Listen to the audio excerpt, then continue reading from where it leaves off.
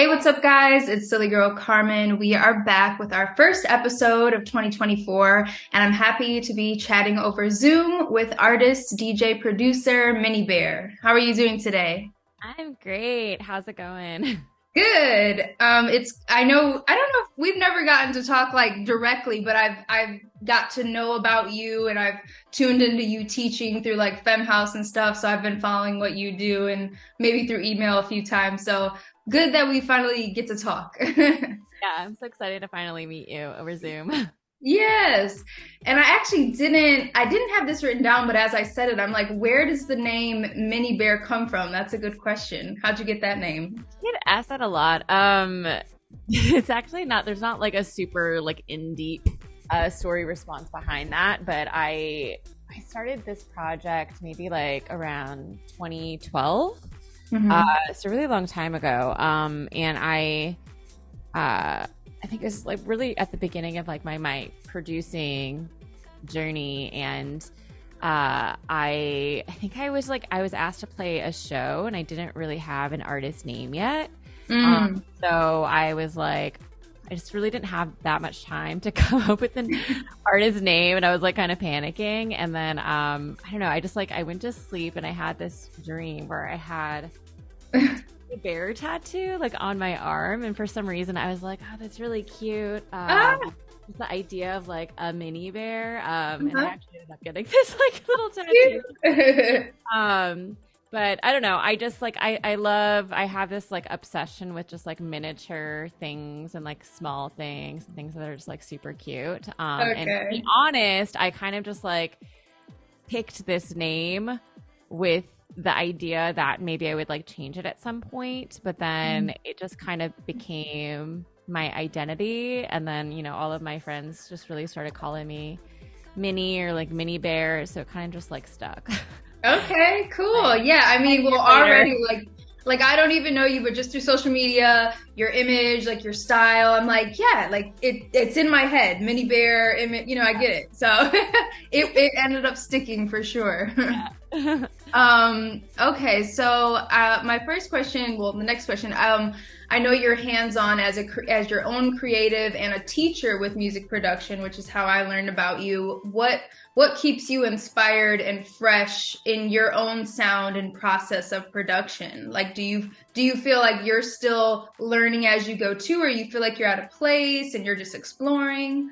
I really feel like my production skills really drastically started leveling up. Actually, when I started teaching, uh, Mm, for one, I think that when you're put in a position as someone who is supposed to be like an expert or like, I don't know, the way that I think about teaching now is so different from when I was in school, because I think thought my professors, we're supposed to be like, I don't know, you're below them and they're like above you. But I kind of think of teaching now as like really just like you are sharing knowledge, but it's like it's an energy exchange really. But I think being put in a position of teaching other people, mhm, uh, it really made me want to dive so much deeper into what I already knew. And it kind of like opened up these, I guess, like pathways of becoming really obsessive about learning specific things. So, yeah, so I think for one, it really did up level my knowledge base and just like my skill sets. But mhm. I also feel that I'm constantly inspired by the people that I teach and am in spaces with. I feel like, uh, I don't know, even seeing like students that I've had have like their journeys and see them grow really Yeah. constantly inspires me. Yeah, definitely. When you started your music production journey, were you self-teaching? Did you go to a program? Were you in classes? How did your journey start? Your learning? So I actually studied classical voice when I was in college. I was in a music program that was pretty limited. It was primarily for voice. It was really just Mhm. classical. So I basically like grew up being in choirs and singing classical music. But it wasn't until I graduated and I, at some point, ended up working at the Apple store. And I had this job where I would teach people Logic. And so that's actually when I started producing, because I was like, okay, I guess I have to teach people this program. And I had written songs before on a piano, but the experience of like having these tools, I guess, at your fingertips made creating a song feel so much easier. So that was kind of like the beginning. And then with production, to be honest, I'm like really primarily like self-taught. Like I took a few audio engineering classes in college, but a lot of what I've learned is, I don't know, with Ableton Live, for example, like I was working in IT, this full-time job at some point, and I realized I just couldn't do the 9 to 5. So I just made this decision to teach Ableton, and then I like had nothing lined up. And then I realized, I was like, oh, wait, how much do I actually know Ableton? I was like, I feel like most people that use something, they're like probably know it like 20%, 30%. Right. So I basically took a year to like go through the manual and just like watch all these videos and learn as much as I could. But yeah, primarily with like production, a lot of what I've learned is either like by being self-taught and or just like learning from like peers, then also through teaching. Yeah. Okay. Cool. Well, I like that. It's always interesting. I've talked to a few. Actually, the last person I interviewed, she's based in the East Coast, Vivian Wang, and I had no clue. She had a classical upbringing. She plays piano and stuff in the classical world. So to hear you studied through classical voice, I'm like, wow, that's so interesting to see where stuff originated, and how it led to where you're at now. It's so different. Yeah, I think it's really cool that we're at this point in time where creating something or making a song or learning anything really is it's just so much more accessible, just because like everything's like in our phones, we can just like access it really easily. But yeah, the world of like classical music in general, it's like all interconnected on some level. Nice. So I do have to ask, how did your relationship with Femme House come to be? Yeah, so I actually, when I made that decision to teach Ableton, there were like maybe like a small handful of music production schools that existed at the time in LA, but I really didn't have many connects as far as like getting hired to teach. Right.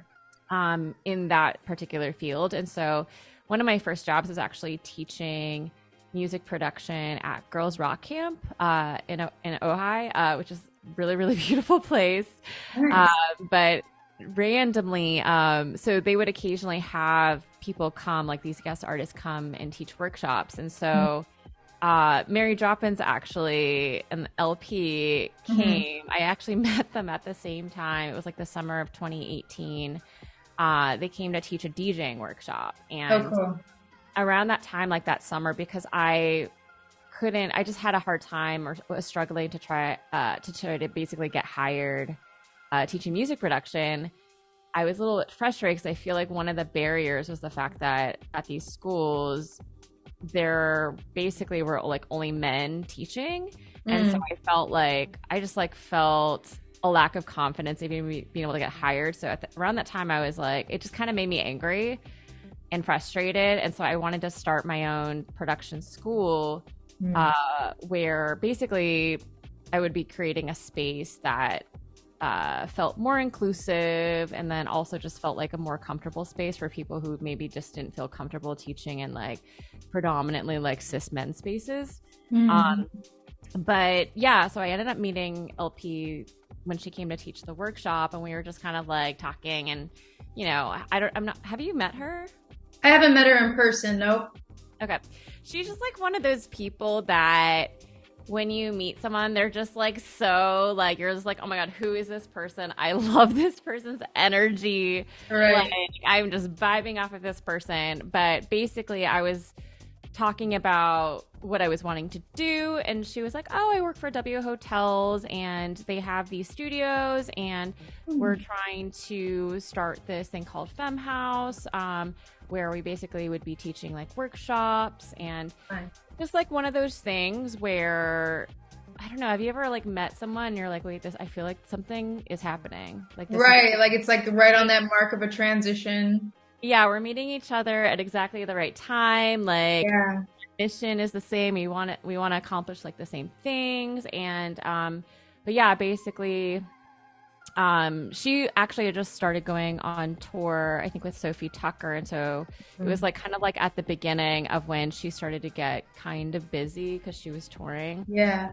more frequently. And so she was like, yeah, you know, I'm not going to be around and like teach workshops. So, we kind of like need someone here, I guess, that can kind of like help us to like get this started. So that was like kind of like the beginning of that. But yeah, it was just like kind of one of those moments in time where it's just like, I don't know, I had this feeling in my gut, like I feel like something really magical is about to happen, like something that's going to be life-changing. And it's like one of the few moments in my life where I just like knew, and then it happened, which is pretty wild. Nice. That's cool. Yeah, I didn't know I didn't know much about the Femme House history, but then cool to hear that, yeah, the whole bubbling of it was like right at the time you kind of met her. They were getting it together. You were looking for that. So that's very cool.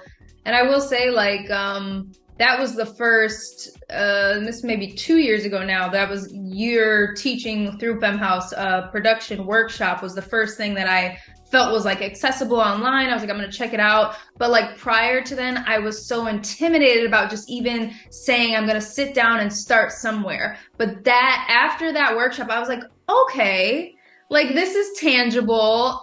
So like, thank you to you for teaching, and you know, having the organization is great. Cause yeah, some stuff is, yeah, you know, it's intimidating to start, I feel like, with production.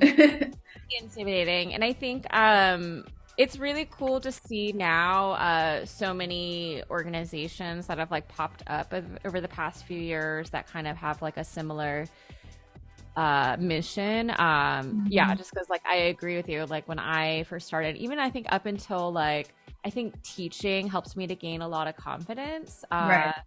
I mean, I had been teaching, or I've been like using Ableton Live or producing since like 2010 to 2012, and didn't really feel like until the past few years that I was like worthy. But like, what is even that word? You know what I mean? Like yeah, I get what you're saying. Yeah, the feeling of it. Just it's like, okay, yeah, I've like got it going. I know what I'm doing now. But that stuff takes time, and I always say with people, I mean, I'm still definitely in the learning journey of it, but it's like it seems like you can never, the learning can never end in a sense. If you want to keep going or want to keep expanding, or the levels of how big your production could get, it's like, wow, it's so vast. So exciting. Yeah. So the next question, I wanted to know, what's one of your favorite performance experiences that you've had thus far? Ooh, that's such a great question. I would say like in more recent memory, I got to perform on Pride stage, like Hollywood Pride. I think it was last year. Nice. And I think it just, I don't know, for me, it just kind of felt more like a full circle moment. A bit of a late bloomer. I came out in like 2018. So I don't know, for me, performing on like the Pride stage just felt like, right. Like, I don't know, like coming home or something. Yeah. It just like was a really cool moment. And then, yeah, I guess the other more recent memory is performing at Exchange in LA. Nice. This was last year for LP's tour. Oh, cool. The Femme House tour. And it was just like packed house. Lauren Spalding, who was the other co-founder of Femme House, was there, and it's it's very rare. That's the last time I can remember where all three of us were like in the same room. It's just very rare for us to like, I don't know, I've been working with them since like 2018, 2019. Yeah. But it's very rare for us to all be in the same space, particularly because like LP is always on tour. Right. But yeah, I think that was just like such a special night. It felt like it was just really cool to see like all of those faces in the crowd, and I think it was just like a reminder, I guess, of like how much things have like grown and how to see how like the community has grown. But yeah, I think those are the two highlights within like the past like year or two. Nice. Those sound dope. And do you always do kind of like a hybrid set where you kind of perform as well, or sometimes you're just DJing? Because I've seen both from you, I think. Yeah, I actually I haven't done like a hybrid set. Like that's like something that's like on my mind of something that I want to build out. I've done either just like a fully like electronic set that's not necessarily DJing. It's just like I am pretty much like triggering things like through Ableton Live, and then I have like hardware synths that I've been incorporating and MIDI controllers. I think the last set I did was this past January. I did it all synth set. It was basically for a modular synth show. So there were all these like modular synth bros with their like, huge setups with like very like serious like avant-garde sets, and then I'm like primarily like pop, like I make dance music too, but it's just like very like bubblegum. Yeah.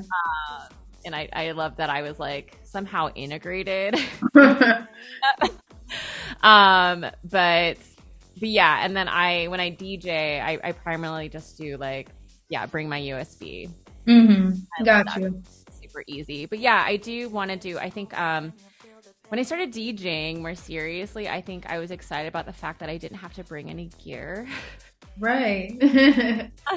But then I don't know, recently it's interesting because I've seen like DJ friends of mine who also produce who have started doing hybrid sets.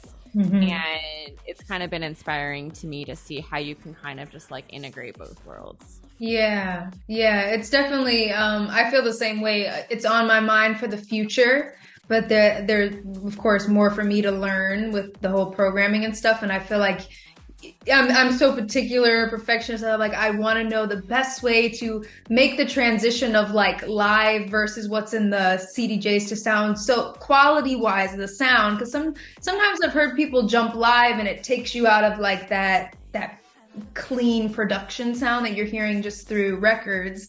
So I'm like, at some point level up, make sure you have the best of the best engineered for a show and everything, But it is like pretty magical when, yeah, you're able to kind of like integrate hardware. Yeah.